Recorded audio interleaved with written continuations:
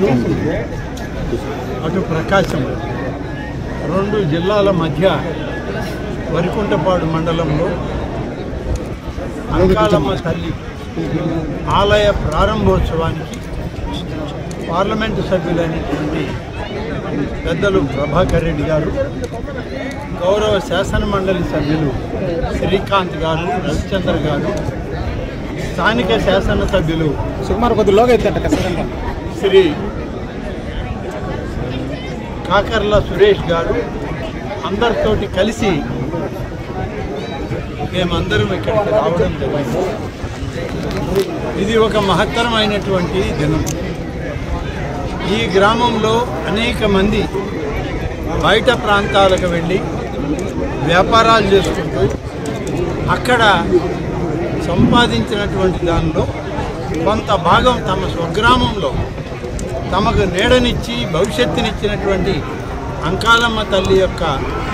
ఆలయాన్ని పూర్వ వైభవానికి తీసుకురావాలని వారందరూ కలిసి సంకల్పించినటువంటి ఈ యొక్క సందర్భాన్ని మరి ఎవరూ కూడా మర్చిపోలేము. వారందరికీ కూడా ఆ తల్లి యొక్క దీవెనలు, ఆశీస్సులు వారి కుటుంబాలకి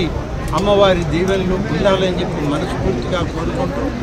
ఈ ఆలయ ప్రారంభోత్సవానికి వచ్చినటువంటి సందర్భంలో ఇక్కడ కొన్ని కార్యక్రమాలు కావాలని, ఇది ప్రస్తుతం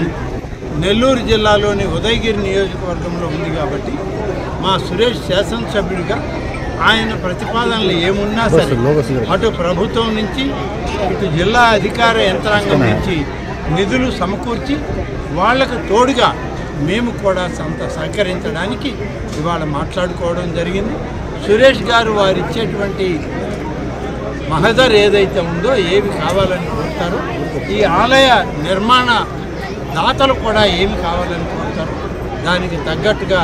మేము అన్ని ఏర్పాట్లు చేస్తామని చెప్పి రాబోయేటువంటి కొద్ది కాలంలోనే ఈ యొక్క మంజూరులు ప్రభుత్వం నుంచి జిల్లా అధికారుల దగ్గర నుంచి ఇప్పించడం జరుగుతుందని చెప్పి ఈ సందర్భంగా తెలియజేస్తూ అంకాలమ్మ తల్లి యొక్క ఆశీస్సులు ఇవాళ ఎన్డీఏ కూటమి నాయకుడైనటువంటి ఈ రాష్ట్ర ముఖ్యమంత్రి తెలుగుదేశం పార్టీ జాతీయ అధ్యక్షుడు శ్రీ నారా చంద్రబాబు నాయుడు గారికి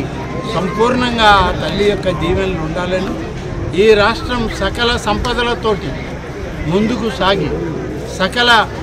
అరిష్టాలను హరించి ఎటువంటి ఒడిదుడుకులు లేకుండా